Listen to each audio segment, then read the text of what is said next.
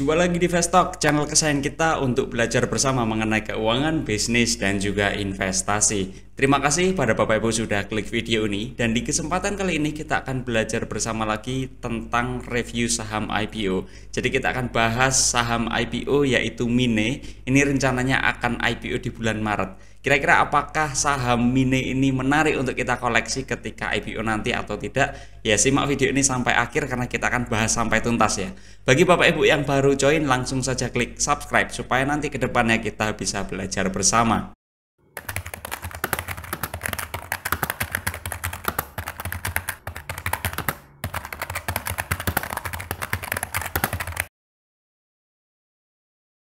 Mine atau PT Sinar Terang Mandiri Tbk ini bergerak di bidang jasa pertambangan yang memiliki pengalaman lebih dari 20 tahun dengan kapabilitas mencakup perencanaan tambang, konstruksi infrastruktur pertambangan, operasional pertambangan hingga transportasi hasil tambang seperti hauling, barging dan juga transshipment, serta peremukan batu hingga produksi paving. Mine ini didirikan pada Desember 2004 di Manado sebagai kelanjutan dari CV Sinar Terang yang didirikan sejak Desember 1997 dan telah berkembang menjadi kontraktor tambang pilihan dan terpercaya dalam pekerjaan tanah dan pembuatan infrastruktur, jalan, jembatan dan juga drainase, pemindahan lapisan penutup, pengambilan biji, pengangkutan biji, manajemen stockpile dan pengapalan biji. Dan saat ini Mine ini berada di Jakarta Selatan untuk basis kantor utamanya. Sebagai sebuah organisasi, visi utama dari Mine ini adalah ingin menjadi perusahaan pertambangan yang unggul dengan kegiatan usaha terpadu. Untuk mencapai visi tersebut, misinya adalah bersama memberikan yang terbaik untuk kegiatan pertambangan nasional yang semakin maju. Kita lihat pemilik perusahaan dari Mine sebelum dan juga setelah dari adanya IPO. Kita bahas yang setelah penawaran umum atau IPO nanti ya. Pemilik mayoritas dari Mine ini adalah PT Mitra Berkarya Sukses Selalu sebesar 80,79% setelah IPO. Dan pemilik berikutnya dengan porsi yang cukup signifikan ini adalah Bapak Sinyo Jeffrey Sumendap. Ini punya kepemilikan langsung ke saham Mine sekitar 4,21% setelah IPO nanti. Sedangkan saham yang beredar di masyarakat setelah adanya IPO ini sekitar 15% dari total saham yang ada. Kalau kita tengok lebih dalam siapa penerima manfaat akhirnya, dan ternyata penerima manfaat akhir dari saham Mine ini adalah Bapak Sinyo Jeffrey Sumendap. Karena kalau kita lihat pemilik mayoritasnya tadi kan PT Mitra Berkarya Sukses Selalu, dan PT Mitra Berkarya Sukses Selalu tersebut secara dominan dimiliki oleh Bapak Sinyo Jeffrey Sumendap. Masuk ke struktur organisasinya Bapak Ibu. Jumlah komisaris dan juga jumlah direktur kami nilai ini jumlahnya cukup efisien ya, yaitu komisaris itu hanya 2 orang dan direkturnya 3 orang. Ini pun kita dapat sumbernya dari prospektus dan kita akan melihat profil dari Bapak Sinyo Jeffrey Sumendap selaku pemilik dari Mine sekaligus komisaris utamanya, dan kita juga akan lihat profil dari direktur utamanya Bapak Ivo Wangari. Dan ada baiknya Bapak Ibu melihat profil komisaris dan direktur lainnya supaya mendapatkan gambaran yang lebih solid. Kita masuk dulu ke Bapak Sinyo Jeffrey Sumendap ya. Beliau adalah komisaris utama sejak 2007. Beliau WNI, usia sekitar 60 tahun. Latar belakang pendidikan beliau ini adalah sarjana teknik mesin Universitas Trisakti Jakarta di tahun 1987. Ya, secara garis besar Bapak Sinyo Jeffrey Sumendap ini punya keahlian dalam kepemimpinan strategis dan berpengalaman dalam bidang pertambangan dan konstruksi. Sedangkan Bapak Ivo Wangari ini selaku direktur utama sejak tahun 2024, beliau WNI dan usianya sekitar 56 tahun. Latar belakang pendidikan beliau ini adalah D3 Akuntansi dari Universitas Samratulangi di Manado di tahun 1991. Bapak Ivo Wangari ini secara garis besar punya pengalaman dan keahlian utama dalam bidang keuangan. Beliau tidak punya hubungan afiliasi dengan anggota komisaris dari Mine. Masuk ke model bisnis utama dari Mine. Tadi di awal sudah kita bahas ya, secara garis besar kita ada gambarannya. Tapi kalau di sini kita boleh jelaskan lebih dalam ya. PT Sinar Terang Mandiri Tbk atau Mine ini bergerak di bidang jasa pertambangan, konstruksi dan penyewaan alat berat dengan fokus utama pada industri nikel. Mine ini menyediakan layanan seperti perencanaan dan operasional tambang, pembangunan serta pemeliharaan jalan tambang, serta transportasi biji nikel melalui jalur darat yang disebut hauling atau jalur laut yang disebut barging. Dan Mine ini melayani perusahaan pengelolaan nikel terutama di PT Wedabe Nikel dan PT Henggajaya Mineralindo. dengan rantai distribusi yang mencakup pengangkutan dari lokasi tambang ke stockpile hingga pengiriman ke fasilitas pemrosesan. Mine ini juga bekerja sama dengan mitra strategis seperti PT Pembangunan Perumahan TBK dalam proyek konstruksi. Dengan wilayah operasi di Sulawesi Tengah dan juga Maluku Utara, Mine berfokus pada pertumbuhan industri nikel yang didorong oleh permintaan global untuk baterai kendaraan listrik serta kebijakan hilirisasi di Indonesia. Kalau kita melihat keunggulan utama dari Mine ini punya pengalaman lebih dari 20 tahun dalam jasa pertambangan nikel dengan layanan end-to-end dari mine planning hingga hauling. Rekam jejak yang baik ini membuatnya punya pelanggan tetap yang kredibel. Tapi dari situ juga menyimpan kelemahan utama. Kelemahan utama dari Mine ini adalah pada ketergantungan yang tinggi dengan kontrak jangka panjang dengan segelintir pelanggan utama. Jadi pelanggannya hanya itu-itu saja dan kontraknya jangka panjang. Ini berisiko untuk punya dampak yang signifikan jika kontrak tersebut tidak diperpanjang pada periode di masa depan ya. Wilayah operasi dari Mine sendiri tadi sudah kita singgung. Kalau kita lihat ini dari prospektus, jadi mohon maaf kalau gambarnya kurang bagus karena memang kita tidak memperoleh kualitas gambar yang lebih bagus ya. Dan sampai prospektus ini diterbitkan, wilayah operasi dari Mine yang aktif itu hanya ada 2 lokasi, yaitu di Kabupaten Morowali, Sulawesi Tengah, dan juga di Weda, Kabupaten Halmahera Tengah di Maluku Utara. Sedangkan sebelum-sebelumnya, periode-periode sebelumnya itu memang lokasinya berpindah-pindah ya, Bapak Ibu ya. Masuk ke rencana perolehan dan penggunaan dana IPO, kita bahas dulu perolehan dana IPO-nya Bapak Ibu. Mine akan menjual sekitar 612 juta lembar saham atau setara sekitar 15% dari saham ini ke masyarakat dengan harga penawaran di antara 200 sampai 216 rupiah per lembar sahamnya. Saham yang diterbitkan ini bersumber dari saham baru semuanya. Jadi dengan kata lain seluruh dananya ini akan masuk ke perusahaan. Jadi tidak membeli saham yang sudah ada sebelumnya ya. Dan asumsikan semua akan dibeli oleh masyarakat pada harga tertinggi di Rp216 per lembar saham, maka Mine akan memperoleh tambahan modal dari IPO itu sekitar 132,33 miliar rupiah. Dengan dana tersebut ini akan digunakan menjadi 3 poin utama. Yang pertama sekitar 48% atau setara dengan 63,21 miliar rupiah ini akan digunakan untuk belanja modal pembelian alat berat baru untuk mendukung kegiatan operasional Mine, yang mana ini bagus karena dilakukan ekspansi ya. Dan sekitar 11%-nya atau setara dengan 14 miliar ini untuk pembelian aset tetap berupa tanah dan bangunan milik Bapak Sinyo Jeffrey Sumendap selaku komisaris dan pemilik dari Mine ini sendiri. Dan properti yang dimaksud ini adalah tanah dan juga bangunan ya. Lalu sisanya 41% atau sekitar 52 miliar rupiahan ini akan digunakan oleh Mine sebagai tambahan modal kerja. Kita bahas penjamin emisi efek atau underwriter-nya. Ternyata ini akan dijamin oleh PT Trimegah Sekuritas Indonesia Tbk, yang mana sebelumnya kita pernah bahas CBDK, ini juga dijamin oleh PT Trimegah Sekuritas Indonesia Tbk. Jadi kalau kita lihat saham-saham yang kita sampling ya, ini ada 3 contoh seperti CBDK, AADI, NICE, ini semua dijamin underwriter-nya oleh PT Trimegah Sekuritas Indonesia Tbk. Kita lihat kinerja harganya. Ternyata perubahan harganya itu cukup menarik ya kalau dari 3 contoh yang ada. Tetapi kita bisa sampaikan bahwasannya kinerja harga saham pasca IPO ini dapat berbeda-beda tergantung pada kondisi pasar, faktor fundamental perusahaan dan juga pemilik dari perusahaan yang bersangkutan. Ya, di sini kita tambahkan klasifikasi papan pencatatan ya. Kalau kita ketahui bersama kan ada 3 klasifikasi papan pencatatan, yaitu papan utama. Ini secara garis besar untuk perusahaan-perusahaan yang lebih besar ukurannya dan relatif stabil serta punya pengalaman operasional yang cukup lama. Sedangkan yang kedua adalah papan pengembangan. Ini ditujukan untuk perusahaan-perusahaan yang sedang bertumbuh. Sedangkan yang ketiga adalah papan akselerasi. Papan ini ditujukan untuk perusahaan yang lebih kecil ukurannya maupun untuk perusahaan startup dengan potensi pertumbuhan yang cepat. Masing-masing itu ada kriterianya untuk masuk ke klasifikasi papan yang mana dan impactnya terhadap kinerja harga saham ya. Ya intinya semakin ke arah papan akselerasi atau semakin ke arah kecil ukurannya, semakin spekulatif itu saham dan semakin volatile ya. Sedangkan semakin ke arah ke papan utama, semakin besar ukurannya, ya tentu secara relatif volatilitasnya lebih rendah. Walaupun impactnya bisa berbeda-beda seperti yang tadi sudah kita bahas ya. Nah, sampai materi ini dibuat dan kita buat video ini, belum ada informasi resmi dari Bursa Efek Indonesia terkait klasifikasi papan pencatatan saham Mine ini. Tetapi dari data keuangan yang ada, kami menduga ini akan masuk ke papan utama ya Bapak Ibu.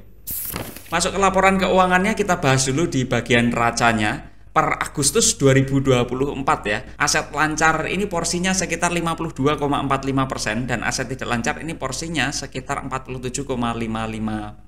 Pada aset lancar paling dominan inilah tagihan bruto kepada pemberi kerja ini sekitar 36,42% dan piutang usaha ini sekitar 28,76%. Kalau kita melihat di laporan keuangannya, tagihan bruto kepada pemberi kerja ini yang belum diterbitkan invoice-nya, jadi pada akhirnya nanti bisa jadi piutang usaha ya. Dan aset tidak lancar ini didominasi oleh aset tetap, ini sekitar 94,21% dari total aset tidak lancarnya, terutama yang paling dominan berupa alat berat dan juga mesin. Dan rata-rata pertumbuhan aset tetap dalam 3-4 tahun terakhir itu sekitar 19,88% per tahun pertumbuhannya, karena ini juga ada penambahan modal. Jadi dengan kata lain, pertumbuhan ini diperoleh tidak sepenuhnya organik dari laba yang diperoleh ya. Ada penambahan modal walaupun nominalnya tidak terlalu besar nih. Kita bahas di neraca di sisi yang lain. Per Agustus 2024, utang jangka pendek ini porsinya sekitar 43,20%, utang jangka panjang ini sekitar 15,26% dan ekuitasnya sekitar 41,54%. Jadi dengan kata lain, komponen aset yang dimiliki oleh Mine ini didominasi oleh utang dan paling besar adalah utang jangka pendek. Tetapi pada utang jangka pendek ini didominasi oleh utang usaha, dan utang usaha ini sekitar 43,08% dari total utang jangka pendek, ini yang paling dominan. Sedangkan utang jangka panjang didominasi oleh liabilitas sewa, ini sekitar 59,34% dari total utang jangka panjangnya.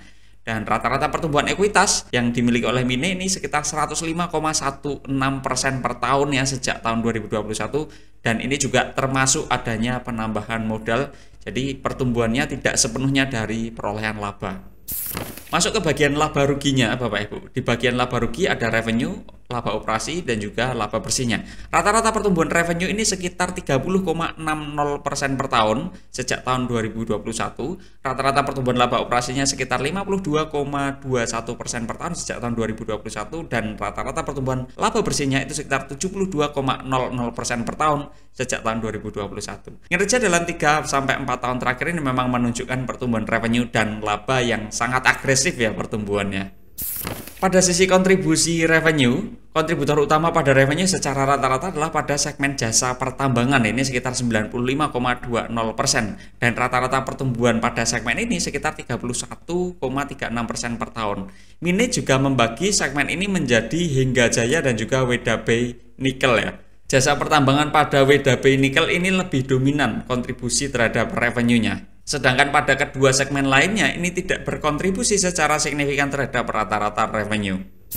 Masuk ke bagian kontribusi beban dan biaya. Kontributor terbesar pada beban dan biaya ini adalah pada beban pokok pendapatan atau CPS. Ini sekitar 88,64% dari total beban dan biaya, terutama untuk beban langsung seperti bahan bakar, perbaikan dan pemeliharaan, tenaga kerja, dan juga yang lainnya. Sedangkan kontributor berikutnya pada total beban dan biaya ini adalah pada beban pajak total ya. Ada beberapa beban pajak ya, ini kita gabung, ini menjadi kontributor terbesar kedua dengan kontribusi sebesar 7,26% dari total beban dan biaya. Masuk ke kontribusi laba bersihnya Bapak Ibu. Kontributor utama pada laba bersih secara rata-rata adalah pada segmen jasa pertambangan, ini sekitar 96,53% dari rata-rata laba bersih dengan rata-rata pertumbuhan sekitar 71,77% per tahun. Dan Mine juga membagi segmen ini menjadi Heng Jaya dan juga WDB Nikel ya. Jasa pertambangan pada WDB Nikel ini juga masih jauh lebih dominan. Kedua segmen lainnya tidak berkontribusi secara signifikan terhadap rata-rata laba bersih. Pada sisi arus kas ya, kita lihat dari sisi arus kas operasi dan juga arus kas operasi bersihnya seperti apa. Ternyata arus kas operasi dari Mine ini relatif tumbuh dengan tren yang cukup jelas sejalan dengan revenue dan juga pertumbuhan labanya. Dengan rata-rata pertumbuhan arus kas operasi sekitar 73,50% per tahun. Sedangkan pada arus kas operasi bersihnya ini juga nilainya positif serta tumbuh sejalan dengan pertumbuhan revenue dan juga labanya tadi ya, yaitu dengan rata-rata pertumbuhan sekitar 35,90% per tahun. Jadi ini cukup bagus karena arus kasnya juga positif ya Bapak Ibu. Bahkan arus kas operasi bersihnya juga positif serta bertumbuh. Rata-rata free cash flow per share ini sekitar Rp30,62 per lembar sahamnya. Masuk ke rasio aktivitasnya Bapak Ibu, kita bisa ketahui bahwasannya Mine ini punya persediaan yang relatif tidak signifikan ya. Sedangkan Mine punya piutang usaha dengan rata-rata waktu penagihan itu sekitar 25-40 hari. Sedangkan pada utang usahanya, Mine punya waktu pembayaran sekitar 53 sampai 67 hari. Jadi secara garis besar aktivitas operasi dari Mine ya masih relatif bagus. Pada sisi rasio profitabilitasnya Bapak Ibu, kita bisa lihat dari net profit margin dan juga return on equity ya. Sejak tahun 2021 rata-rata net profit margin ini sekitar 10,95% dengan tren perbaikan. Sedangkan pada return on equity sejak tahun 2021 rata-ratanya sekitar 65,07% dengan tren penurunan nih. Ya pada estimasi 2024 kita melihat kedua rasio profitabilitas ini punya Mine masih relatif tinggi ya, karena NPM-nya tuh 16,52% dan return on equity-nya sekitar 54%-an. Pada sisi rasio likuiditasnya kita bisa lihat dari current ratio dan juga quick ratio. Risiko dari rasio likuiditas Mine ini berada pada level yang relatif rendah risikonya di posisi terakhir dengan adanya tren perbaikan sejak tahun 2021. Sedangkan di sisi rasio solvabilitasnya, kita menilai risiko dari rasio solvabilitas Mine ini berada pada level yang relatif moderat dengan tren perbaikan. Ya meskipun debt equity ratio itu di atas 100%, tapi kita masukkan ke level moderat risikonya karena dominasi utang yang dimiliki oleh Mine itu berisi dengan utang yang tidak berbahaya atau tidak mahal ya. Dan selain itu juga pada posisi terakhir laba operasinya bisa membayar beban bunga itu 16 kali lebih ya Bapak Ibu. Masuk ke bagian valuasinya Bapak Ibu, kita bisa lihat valuasi dengan metode price brand yang sudah kita adjust ya. Asumsi yang kita gunakan ini ada 5 asumsi utama. Yang pertama kita gunakan EPS acuan awal, ini gunakan kinerja 2024 yang kita 1 tahun kan, yaitu EPS awalnya sekitar 82,70 rupiah per lembar saham. Dan kalau kita lihat total aset per Agustus 2024 ini sekitar 1,5 triliun rupiah. Dana IPO ini akan membuat aset tumbuh sekitar 8,78%. Apabila laba diproyeksikan itu tumbuh juga dekat dengan pertumbuhan aset, ya kita gunakan pertumbuhan EPS 5% saja ya. Maka kita gunakan estimasi EPS-nya sekitar 86,83 rupiah per lembar saham. Dan apabila kita gunakan batas PE rasio, batas toleransinya itu sekitar 7, maka hasil perhitungannya itu sekitar 607 rupiah per lembar saham, itu harga wajar yang kita bisa bayarkan maksimalnya. Tetapi di penawaran umum di tanggal 4 Maret 2025 sampai 6 Maret 2025 kisaran harganya itu sekitar 200 sampai 216 rupiah per lembar sahamnya. Jadi masih jauh di bawahnya ya Bapak Ibu, atau dengan kata lain ya masih murah nih. Ya kesimpulan kita pada diskusi siang hari ini kita bisa bagi menjadi 3 kesimpulan utama. Yang pertama adalah Mine ini merupakan perusahaan yang bergerak di subsektor oil, gas, and coal equipment and services dengan bisnis utama adalah aktivitas penunjang pertambangan dan penggalian lainnya. Mine ini punya neraca yang cukup bagus, kemampuan mencetak laba bersih yang positif dengan profitabilitas yang tinggi dengan pertumbuhan yang sangat tinggi, serta arus kas operasinya positif dan bertumbuh. Di harga penawaran umum, harga yang ditawarkan kami nilai masih relatif murah ya. Ya itu tadi diskusi kita mengenai Mine. Kira-kira apakah Bapak Ibu tertarik untuk membeli saham Mine atau tidak ya? Silahkan drop di komen ya. Ya kita himbau Bapak Ibu pastikan juga melakukan analisis secara mandiri dan menyeluruh supaya Bapak Ibu mendapatkan gambaran yang lebih solid dan lebih yakin ya. Dan terima kasih Bapak Ibu sudah menonton video ini sampai akhir. Terima kasih juga telah support channel ini. Dan tonton juga video-video kita yang lainnya. Sampai bertemu di video selanjutnya Bapak Ibu. Terima kasih dan selamat siang.